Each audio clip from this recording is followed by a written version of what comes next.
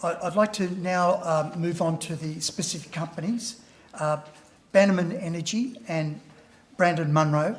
Brandon's got a very high profile in the industry, both as an advocate and on various bodies, including with the World Nuclear Association in the past, and also a deep association with Namibia, which is a really important project for Bannerman Energy. Brandon comes with a background of corporate law, which is something I know a little bit about, and has also been a resource executive for a considerable period of time over the last 25 years or so. So I'd like to welcome in Brandon. Will be beaming in via our Zoom link, and hopefully we can get that underway if that's possible. Oh, there he is. Fantastic. Good to see you. And are you good to go? Right.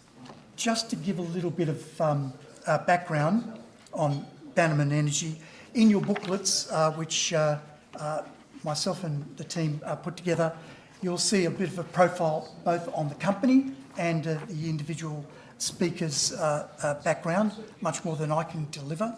And there's an important picture, I think, one of the most important pictures for any company is to have a facility, particularly a pilot leach plant, demonstration plant, which Bannerman has undertaken. So it really de-risks projects, and that sort of thing is an important parameter for getting the confidence of both the capital markets, both debt and equity, and also for proceeding in these times where inflation and other things are actually really important issues. So thanks very much for PAC Partners for having me on. Apologies I can't be there in person. And also for bringing extra attention to the sector at a really important time. So I'd like to talk about the way that nuclear energy is leading the energy charge and the role that Bannerman Energy is playing in that transition. Bannerman Energy is all about the supply of raw materials in the supply of emissions-free power, but we're doing it in such a way where we're showing social leadership.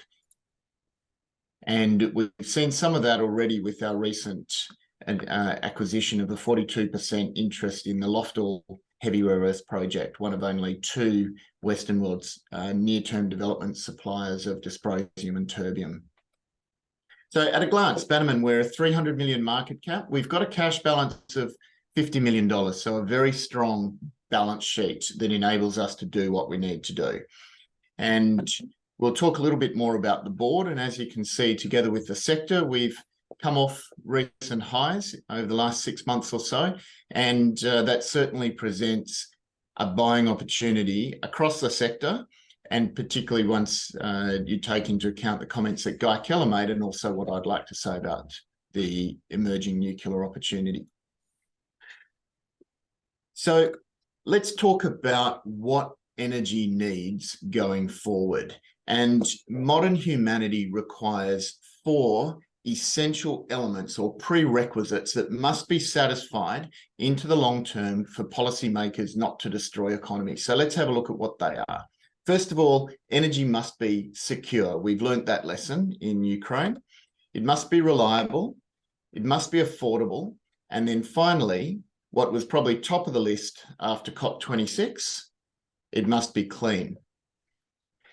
Now, if energy systems don't meet all 4 of those requirements, the results will be catastrophic across economies, across communities. There will be a human effect, there will be an economic effect, and there will be a political effect. Now, what I'm seeing in my work with the World Nuclear Association and the United Nations Economic Commission for Europe is that policymakers are understanding this.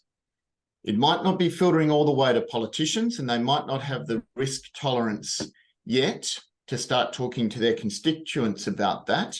But policymakers, large multilateral organizations understand this. And these messages have been rammed home by the war in Ukraine. Now, let's just delve into them a little bit more. So when it comes to energy security, we knew this in the 70s. We all learned the value of energy security during the oil crisis. And of course, it's been forgotten in the unending, infinite hunt for renewable energy? Well, it's well and truly been reminded in Europe. And it goes beyond Europe because other countries, most notably China, have looked at what's happening in Europe and decided that they definitely don't want that to happen to their economies and their societies. And of course, nuclear power is a superior solution for energy security. Not only does it have stable commercial output, so regardless of what's happening in gas markets or coal markets or the sun or the wind or storage, the price of electricity from nuclear power is very consistent from over years because of the way that nuclear fuel is procured. Now, add to that the fact that reliability has really hit the headlines, and it's been bubbling up even in places like the east coast of Australia for a while, but it's been exacerbated in recent years, particularly in Europe now, but also in America during typhoons and hurricanes and polar vortexes. And all of these data points have come flooding back into the consciousness of energy policymakers. Affordability. In the Western world, we didn't even realize that affordability could be an issue. Now we're seeing East Coast power prices in Australia go up 50% on the promise that they'd go down, and absolutely skyrocketing prices in Europe that are having various secondary and tertiary detrimental effects across the entire continent. But that belies what is actually the big issue with affordability, which is affordability of clean energy in the developing world.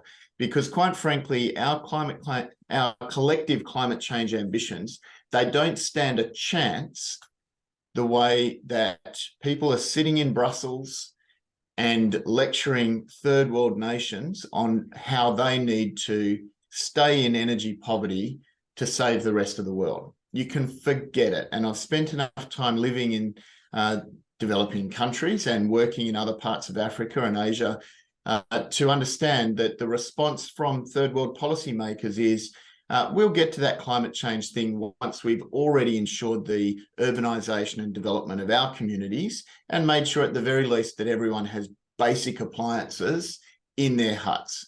And a vast number of people have either no access to electricity today or they're in electricity poverty.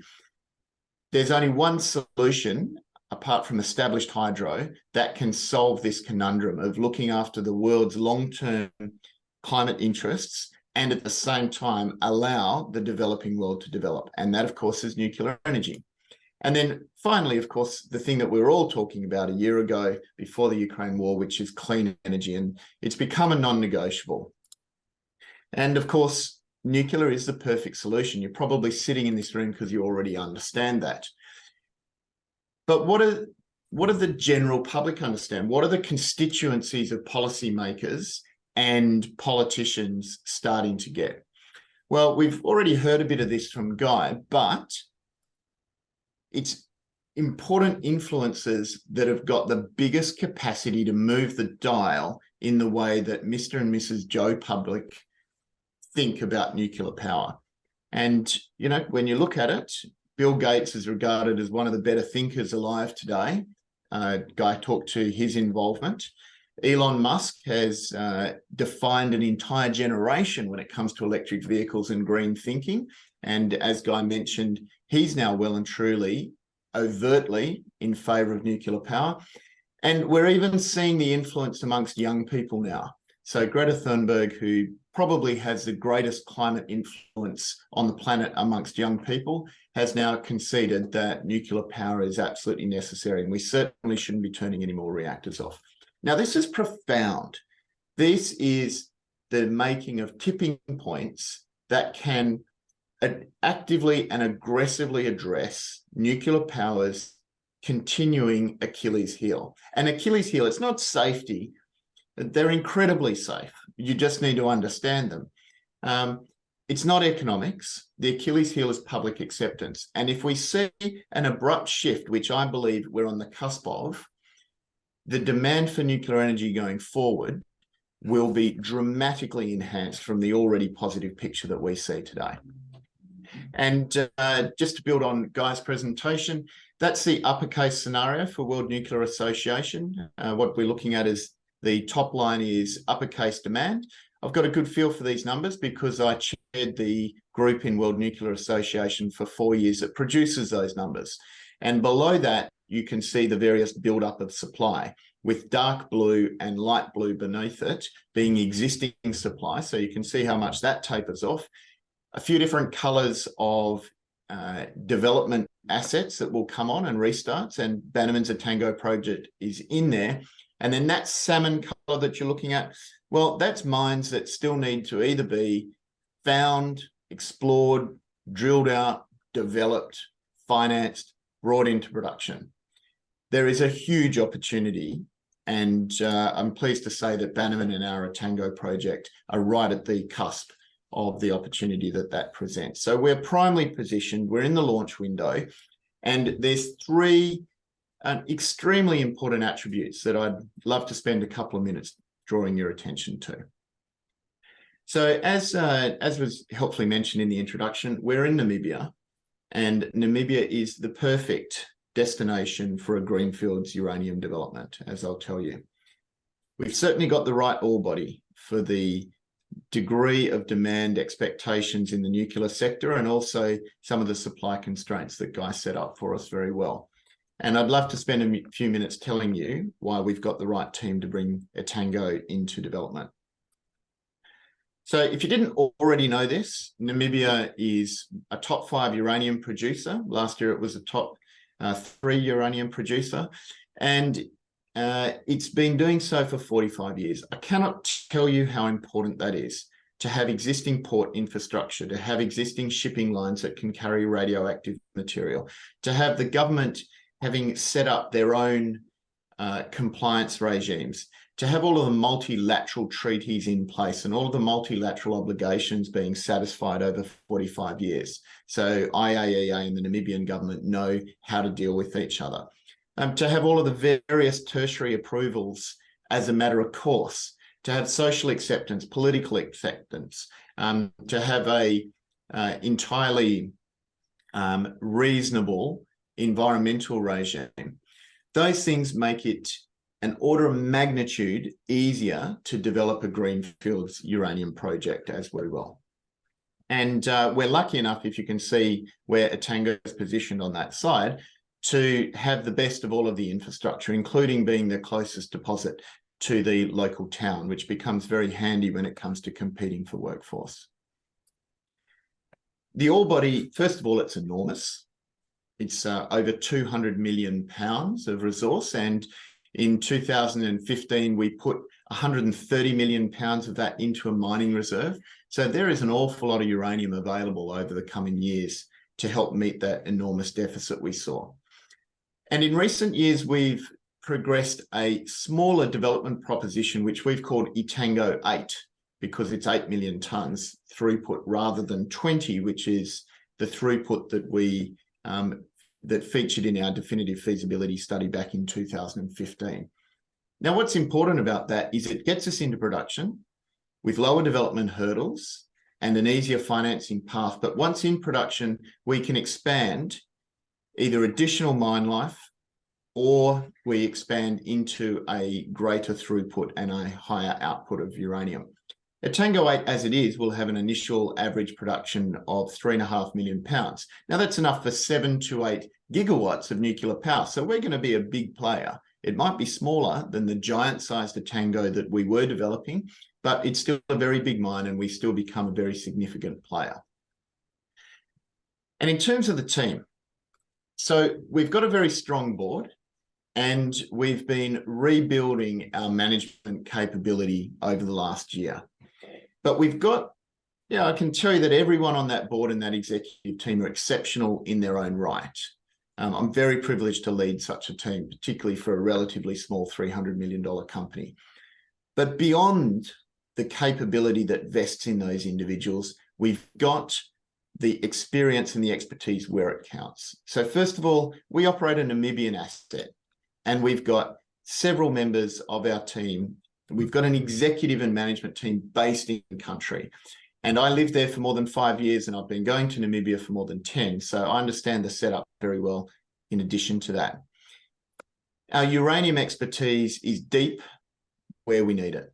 So Mike Leach, who's Executive Chairman in Namibia and sits on our Australian board, he was Managing Director of the Rossing uranium mine when that was the largest uranium mine in the world. And to this day, Rossing is still operating, and it's also the best analogue for the mine that we will build at Etango. At Etango, it's a bulk tonnage operation, it's open cut, and mining is the single most important variable. So we made sure we got the best mining guy in the country, and Werner Evolt came across as mining manager, again from Rossing, and he's been with us for a number of years as managing director in country. And when it comes to building a uranium mine, well, again, we went to the best that resides in Africa. Norman Green heads our technical steering committee. Norman's built the largest mining projects in Africa, and he also was responsible for the Husab development, a $2 billion development that was conducted about 25 kilometres from Etango. Namibian-based, he's built the two largest resources developments in Namibia's history, being the Scorpion zinc mine and refinery and the Husab uranium mine. Of course, nuclear expertise is very important. We're in the nuclear business, not the mining business. And between Mike and myself, we've got very good inroads into that industry. We've got good financing understanding and very good M&A understanding. And then finally, touching on sustainability, I'd like to highlight that we recently announced that Alison Terry had joined our board. Alison, if you don't know her, she was on the FMG Exco, and she was head of sustainability for Fortescue Metals.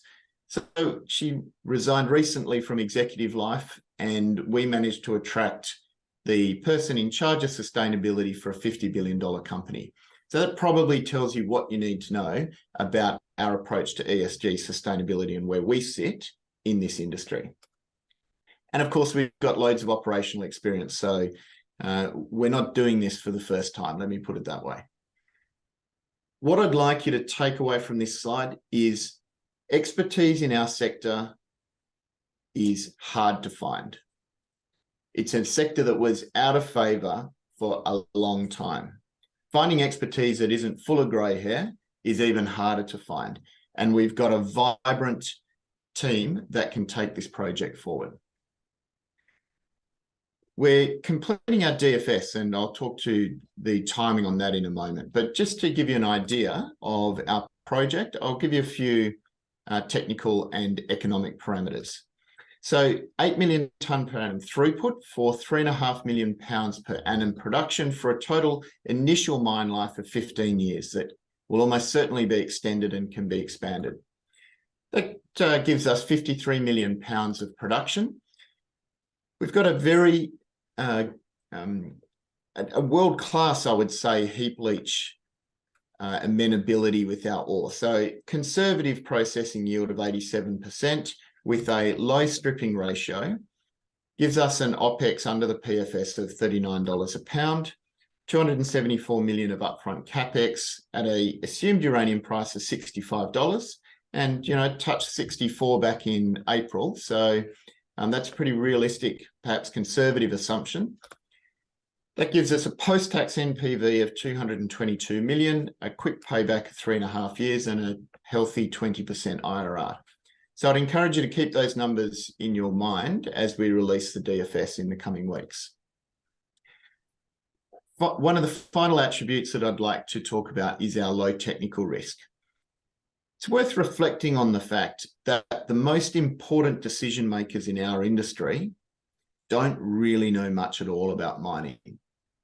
They're very good at running nuclear power plants. In terms of some of the sovereign players, they've got enormous access to capital, but they get a bit nervous when it comes to what a mine really means and where the shortcomings and horror stories are about mining activity. And so in that respect, we're very well positioned because we're entirely conventional. It's a truck and shovel, dig it up, crush it, put it on a heap leach it with conventional reagents, sulfuric acid, for 22 days, scoop it off, put it in the drum, and send it out to the conversion facility. Now, if there was ever any doubt about our heap leaching attributes, we built what you can see there, the demonstration plant, which was helpfully referred to in the introduction. It's put it absolutely beyond doubt. And we've consistently over several years and 6 phases demonstrated a 93% recovery in 22 days at that demonstration plant. Thank you. Okay, I'll just highlight, we do have our environmental permits, very important for this sector, good social credentials, and our timeline moving forward. We've lodged a mining license. We have our DFS to come out this quarter. We've commenced front-end engineering and design with that $50 million cash balance that we have. We've engaged debt advisors. We have a offtake work streams, and we're looking at a final investment decision towards the end of next year. Love to take some questions. Indeed. Thank you very much from both an industry perspective and a terrifically interesting project. And a lot of work's been done through some pretty tough times. So commend you for that. Look, is there a high priority questions that you may have at this stage? It's an interesting project, interesting location. So certainly, I'm thinking with the change of the scale, does that make a particular difference to your flow sheet that will come out in the DFS, and will that change the unit capital costs because of that change in scale? It won't make a difference to the flow sheet. And interestingly, the comparison between our costs of, say, the 20 million tonne DFS from 2015 and the PFS that I talked to is a significant economic improvement. And that's mainly because the stripping ratio went down. It is an outcropping ore body, and we did get a bit of an improvement in grade because of the nature of the ore body closer to surface. And so interestingly, we haven't given up economics because of a reduced economies of scale. It's still a very big project.